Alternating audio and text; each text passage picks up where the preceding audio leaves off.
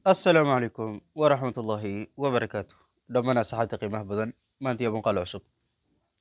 وحين كسر قد جرني ومارت برنامج كني أما أكسس داتابيس وأن كسر سميني سكول مانجمنت سيستم. عشر كان كهري وحن كسر قادنا أما كسر شرحني بيس كأكسس كا يأفرت شيء مارت أما أوبجكتيف وككويه هي أكسس كا يعني وقصة هذا ما أنتو حسبيننا إن شاء الله هدو إلهي هذا السيستم كأن أيام جده وقالنا. أوكي.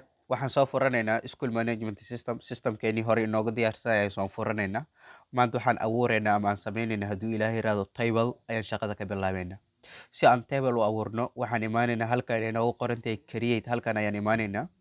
Create markaan ku dhufano table design, meeshan waxaa ku jiro table design share powerpoint lists ku jiro. Annaga waxaan ka rabnaa marka table design ayaan u baahanaa. Okay, table design markii aan ku dhufano waxaa inoo soo baxayo saddexdan field ayaa inoo soo baxayo. Qaybtan oo ah field name, data type iyo description. Description marka waa optional, anagana hadda maaragtay uma baahnin, laakiin waxaan u baahanay waa maxay? Qaybtan ay ku qoran tahay field name iyo data type. Field name iyo data type waa marka xoogaa yar fahan u baahan. Field name aan ka soo qabanno hadda waxaan abuuraynaa hadduu ilaahay yiraahdo registration table oo aan sameynayno ama aan ku diiwaangelinayno ardada aan ku diiwaangelinayno. Kow, waxa ugu horeeya ardayga waa inaan u sameynay ID, magaciisa koowaad, labaad, magaca hooyada, waa maarta genderkiisa ama rag iyo dumar waxa uu yahay, meesha uu ku dhashay, xilliga uu dhashay, galaaska uu dhigto, shiftiga wax uu barto. Marka mid waliba inta aan soo sheegnay mid waliba wuxuu qaadan doonaa data type uu qaadan doonaa. Tusaale aan ka horeyno ID-ga kale, ardayga ID-giisa wixii ID ah waxay qaadan doonaan wax la yiraahdo auto number ama automatic ID. Tusaale hadda aan dhahno aan bilowno student ID aan dhahno, ardayga ID aan u sameyno, ID wixii waxay qaadanayaan wax la yiraahdo auto number. Data type-ka halkan ayaad furaysaa, waxaanu dhan waa data type. Waxaan ka dooranaynaa marka hadduu ilaahay yiraahdo auto number ayaan ka dooranaynaa. ID-ga wuxuu qaataa automatic number ayuu qaataa. Okay, aan dhahno marka first name, ardayga magaciisa koowaad, wixii magaca ah waa maartay short text ay iska siinaysaa. Okay, sidoo kale last name, ardaygan magaciisa labaad, sidoo kale isagana waxaan siinaynaa short text ayaan siinaynaa. Wixii qoraal iska caadi ah waxaa siinaysaa short text. Sidoo kale wixii number ah number siinay, wixii maarta lacag ku saabsan currency ayaan siinay, halka ay ku jiraan. Okay, ardaygan waxaan siinay ID ayaan siinay, magaca koowaad, magaca labaad. Okay, aan dhahno marka mother's name. Okay, magaca hooyada. Okay, short text ayuu qaadana. Okay, aan dhahno ardaygan genderkiisa ama sex, waxaa ka haboon gender, sex ayaa ka haboon. Okay, halkan marka genderka maadaama rag iyo dumar ay yihiin ma qoreyno. Data type-ka halkan waxaan ka dhigaynaa wax la yiraahdo look up wizard ayaan ka dhigaynaa. Halkan ayaan fureynaa. Halkan markii aan furno qaybta ugu dambeyso look up wizard. Look up wizard badanaa waxaa la geliyaa waxyaabaha optionalka ah ee 1 iyo 2 la soo dooranayo. Okay, look up wizard halkan ayaan ku dhufanaynaa. Marka halkan aan ku dhufano daaqadan oo look up wizard ayay noo soo bixayso. Waxaan ka dooranaynaa badhanka hoose oo ka qoran tahay I will type in the values that I want. Halkan ayaan maarata dooranaynaa radio badhankaas, kadibna next ayaan leenahay daaqadan noo soo bixayso. Daaqadan markay noo soo baxdo waxaan ku qoranaynaa male iyo female ayaan ku qoranaynaa, ama sidoo kale lab iyo dhadigna waan ku qoran karnaa af Soomaali ahaan. Next ayaan leenahay kadibna finish. Okay, genderku waan sameynay. Waxaan u baahanay marka qofkan inaan dhahno waa maarata date of birth-ga, taariikhda uu dhashay qofkan, DOB waa iska soo gaabin karnaa date of birth. Okay, maadaama meeshan taariikh ay tahay waxaan dooranaynaa date and time. Halkan aan furaynaa. Halkan markii aan furno date and time ayaan ku dhufanaynaa. Okay, ayaa data type inoo ah. Waan ka soconaynaa place of birth, BOP, place of birth. Qofkan waa maarta goobta uu ku dhashay. Nidaamkii hadda ayaan usoo samayn karnaa oo genderka ahaa in magacyada magaalooyinka aan diyaarino.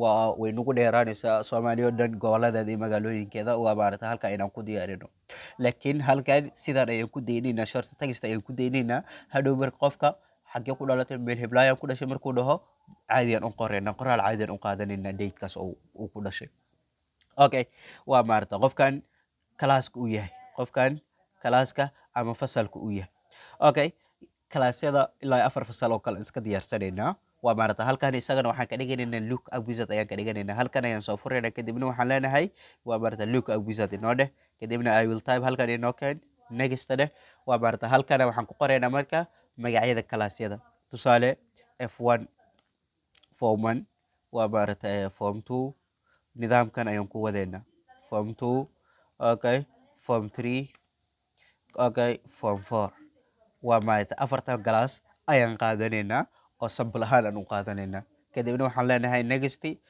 finish ayaan leenahay okay waxay noo diyaartan ardaygan ID inaan siino waa maarata magaca koowaad magaciisa labaad magaca hooyada lab iyo dhadig waxa uu yahay maarata goorta uu dhashay meesha uu ku dhashay kalaaskiisa waxay noo haray marka shiftiga ardayga wax uu barto ma gelinka hore ama gelinka dambe shifti okay halkan shiftigana sida kalaaska oo kale ayaan usoo diyaarinaynaa waa maarata shiftiga labaan u kala qaadan karnaa waa part time full time ama morning iyo afternoon subaxi galab ayaan u kala qaadanaynaa anaga marka part time iyo waxaan iska qaadanaynaa iyo full time ayaan qaadanaynaa maadaama afarta maada ay tahay okay look up wizard ayaan leenahay kadibna I will tab qaybtan hoose ayaan dooranaya radio badhankaasi next ayaan leeyahay kadibna halkan ayaan ku dhufanaya waxaan leeyahay marka okay full time waa maarata ardaygan waa full time maalmaha caadiga ayuu wax bartaa okay sidoo kale part time qofkani waa maarata part time xilli cadidan ama qamiisii jimco kale ayuu wax bartaa next ayaan leenahay kadibna waa maarata finish ayaan leenahay okay sidoo kale qaybta ugu dambeysa marka waxaan ka dhigaynaa reg date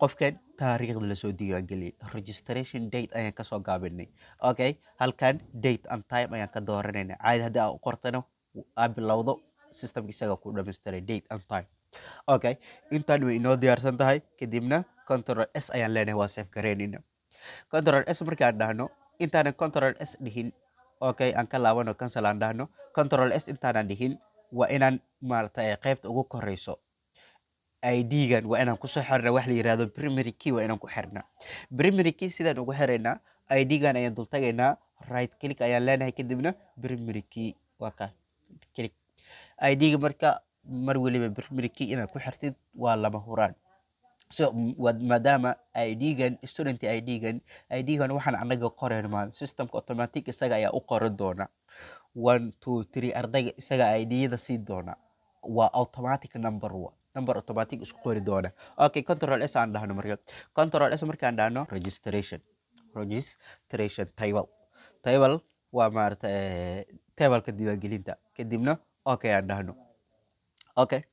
okay aan dhahnay halkan noo fiiri meeshan waxaa noo soo galay tables ciwaankaasa soo galay kadibna registration aan soo galay okay kan aan iska xirno marka hadda aan soo furno registration keena aan soo furno sida uu egyahay aan dhahno right click kadibna open aan dhahno okay waa kan registration keena qaabkan ayuu u egyahay tusaale hal arday aan ku tijaabino okay aan dhahno maxamed waa maarata cabdullaahi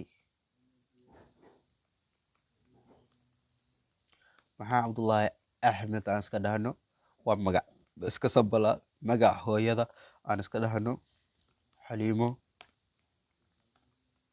faarax labadaas samstosi kare xaliimo faarax axmed okay genderka waa kan halkan haday waxaan kasoo dhignay luka abisad halkan aan ka dooranayna male iyo female waxa uu yahay okay maadaama maxamed male uu yahay male ayaan dooranayna okay date of birth taariikhda uu dhashay halkan ayaan furayna halkan haddii aan furno hadda taariikhda maanta la marayo ayuu inoo soo bandhigaya okay sidoo kalena halkan automatic haddii aan qorno isaga isqaadsiinaa okay tusaale aan dhahno waa maarata 18 waa maarata January ama bisha koowaad okay qofkani wuxuu dhashay 2000 ayuu dhashay taa jida kooda January 18keeda 2000 okay place of birth qofkan goobta uu ku dhashay waa Muqdisho ayuu ku dhashay waa kalaaskii qofkani okay halkan galaasyada noogu diyaarsan waa kuwan form 1 ilaa form 4 waxaan leenahay qofkani waa F1 shiftiga ayuu dhigtaa qofkan full time ayuu dhigtaa okay taariikhda la soo diiwaan